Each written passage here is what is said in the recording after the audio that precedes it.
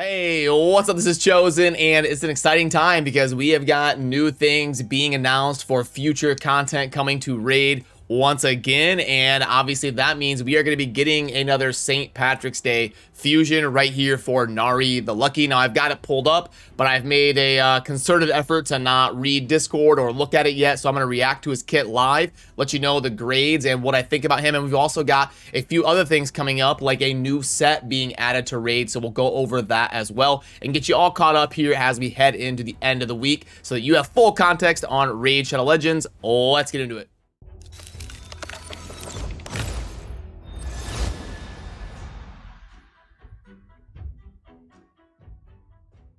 Alrighty, so first of all, we've got this announcement right here that I want to read for you that Plarium has sent us, and it says we are going to be planning some big changes to the clan shop with the upcoming update, and some of the items will be shuffled around the slots, and 2 brand new rewards will be announced as well. Champion Fragments for Yakarl the Scourge. That's a pretty big deal, given the massive rework that he's gotten recently and people thinking he's going to be pretty insane now. And then also chests containing Killstroke Artifacts, which is going to be a brand new set. Of course, you're already familiar with Yakarl the Scourge, and you already know that he's going to be significantly buffed in the upcoming update. The mechanics will be similar to the one you have with Yannicka. Champion Fragments will be available in specific clan shop slots, and you'll be able to buy the item for clan gold. No worries, Yannicka will still be available in the clan shop alongside Yakarl. And then the Killstroke Artifact set will provide champions with a 20% crit damage and a 5% speed bonus for every 2 artifacts equipped.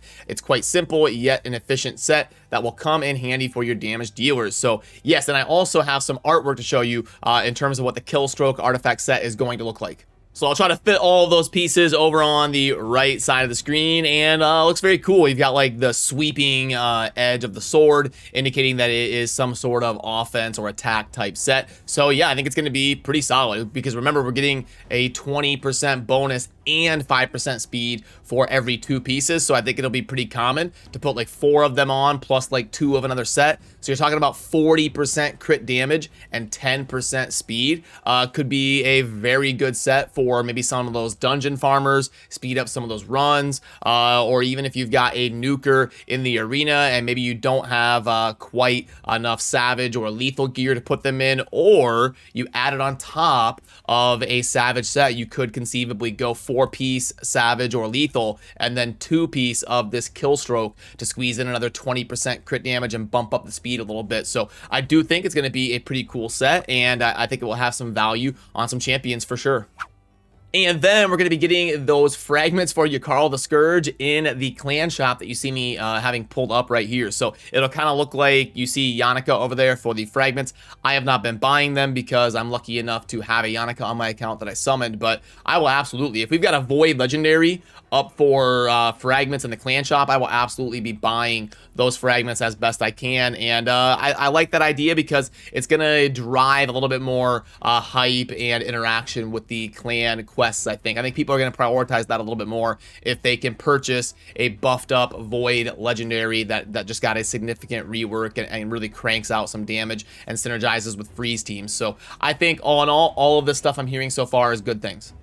And then we've got to get into the fusion, and we're going to be getting another St. Patrick's Day fusion, which we have gotten every year since the inception of Raid. And we're actually coming up on the 3-year anniversary of when I started playing, because the very first year there was a St. Patrick's Day fusion for Shamrock that I barely missed. So that's why I know I started playing around the end of March, because I missed him by like a few days. I remember being like, oh, I missed a legendary for a fusion. Of course, right when I start playing, it's like the last day of a fusion. So this was year 1. It was a fusion for Shamrock.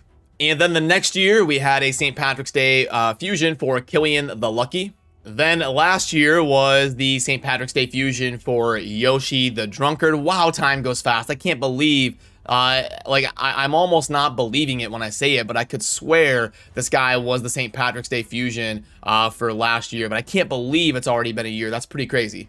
But then this year for St. Patrick's Day, we're going to be getting a fusion for Nari the Lucky, which, like I said, is going to start next Friday. So let's go ahead and react to the kit live here and let you know what I think in terms of first impressions. So for the A1, we've got attack 1 enemy, 50% chance of stealing a random buff from the target. Okay, you could probably book that up to like 60 or 70. So a single hitter that it would be a little bit underwhelming if it just removed, but it does steal. So okay, then we've got the A2. It starts with a 4-turn cooldown. It probably books to 3. It's going to be an AoE attack with a 75% that I'm sure you can book to 100 of placing decreased accuracy and decreased resistance. Okay, that's pretty solid for a fusion champion to lower the accuracy and the resistance. And I'm gonna guess you could probably book it to a 3-turn cooldown, so I do like that ability. And then this one right here, the A3, is gonna be another AoE. That's nice. 75% chance you could probably book it to 100, but it is provoke, so I'm not as sure on that one, because whenever it's CC, sometimes there's a little bit of a chance that it doesn't go up to 100. But we've got a 75% chance of placing a provoke for 1 turn and also a counterattack buff on this champion. So placing that counterattack will then make him proc the stealing of the buff from the A1, so it becomes a little bit more consistent. So I do like that. And then we've got a passive at the start of this champion's turn. I love passives like that when you've got like Doom Priest constantly cleansing debuffs and stuff. Whenever it's every turn, I love those kind of passives. But anyway, it's going to transfer a random buff from a random enemy to a random ally. Okay, so obviously you're getting some RNG and some luck mechanics around a St. Patrick's Day champion. That totally makes sense. And then this champion's accuracy is increased by 5 for each buff on an ally. That could get pretty significant. That could easily get up to 25, 30 bonus accuracy on this guy to make all of this stuff a little bit more reliable, because he doesn't need accuracy on every single ability for the stealing of buffs, and then obviously decreasing accuracy and resistance, and then also placing CC. It's all going to take accuracy. So I like the passive a lot. I think it synergizes a lot with his theme. So I mean, this is a special niche this champion fills with that A2. It's going to be a super consistent lowering of accuracy and resistance. That's going to be very, very good. I think this is probably going to be the best St. Patrick's Day fusion in terms of hype around the player base to fuse him. Just because all of the other ones like Shamrock and Killian, these types of champions, Yoshi, they were all like, they're decent, but they didn't really bring anything new and exciting to the game. I think that A2 is going to bring a special role to the game that people are excited to get. So I am going to recommend that people go for this fusion for sure, as long as you've got the resources to do it. But the unfortunate thing is next week is going to be one of the craziest weeks in Raid history, with the events for Krisk and Masha Led going live, where people want to win their groups doing champion training. And then right after that, at the end of that week, we're going to dive into a fusion. So things are going to get a little bit hectic, and I'm still even personally kind of up in the air if I'm going to want to go for those types of events or not, because it is going to be a grind to win those groups. But anyway, that is the fusion and the new set and all of that. And again, the fusion will be starting at the end of next week, next Friday, about 7 or 8 days from now. So now let's get you caught up on everything else going on in game. With CVC just now coming to a close, that means our next match is going to be about 11 or 12 days from now on the 28th of March. It'll be the last Tuesday of March after a week off, thankfully, next week, because we all know we have enough craziness going on next week. We'll have a fusion or another CVC at the, even I'm getting confused and tongue twisted of all the stuff coming up here in the next 2 weeks. But yeah, anyway, hope you did well on your CVC. We'll go ahead and see if I got any good pieces live here. All right, so here we are. Come on. Good luck. Let's go. An attack reaction ring is not good. It doesn't have HP percent. That's a little bit rough. That's like a 2 out of 10. And then an attack ring, at least it has triple percentage. So that is nice. So that one's like a 6 out of 10 because it's got the triple percentage. And then a banner with no speed, an HP banner with 2 flats and no speed. Yeah, that's like a 1 out of 10. So pretty unfortunate on my drops. I hope if you won your CVC, your drops went a lot better than mine and my accessories.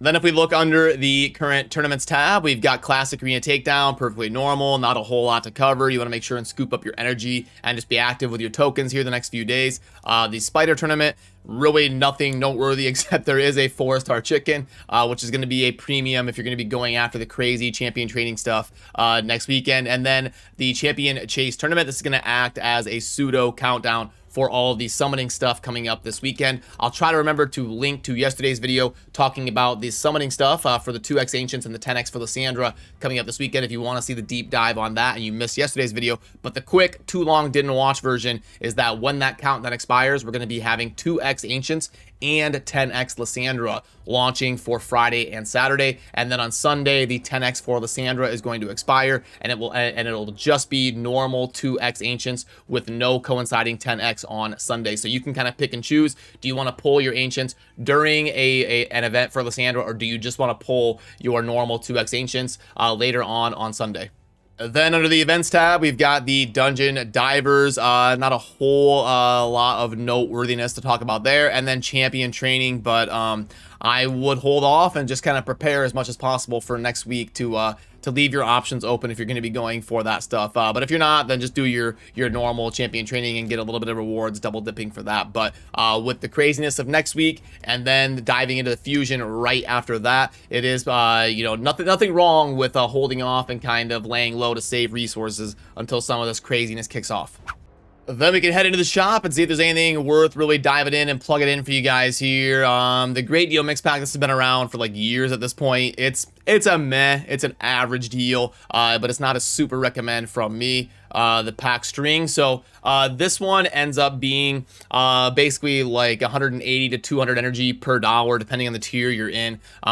With all the craziness coming up, not the worst offer in the world, especially if you're a high spender that's looking to acquire as many resources as possible for all the craziness that's going to ensue next week. But it's definitely not a recommend from me for most of you. Obviously, $50 for a set of gear is not going to be a recommend from me. This is a little bit more realistic. Let's go ahead and plug this in. So we've got the 10 and 50K. That's awesome. Okay, 50K, and then 2 of each tier of chicken. So we're gonna go 2 and 2, a 1.56. So yeah, a little bit unfortunate there. It's not gonna be super amazing unless again you're a high spender that's looking to just max out your account and acquire as many resources as possible for playing Champion Training 20 hours a week or 20 hours a day next week. But for most of you, this is gonna be a pass. So alrighty, that is going to do it for this one, and I am going to head on over to stream if you would like to stop by and say hi. But otherwise, let me know what you think down in the comments. Would love to hear what you think about this new champion. I'll probably try to host a poll on the channel to see how people feel about Nari the Lucky in terms of how he compares to the other fusions. I personally think he's going to be the best St. Patrick's Day fusion, so that's always a good thing. And I think he fills a cool role in the game. But if you disagree or you agree, definitely let me know down below. I'd love to hear your input as well. So that'll do it for me on this one. As always, have a good rest of your day. Peace.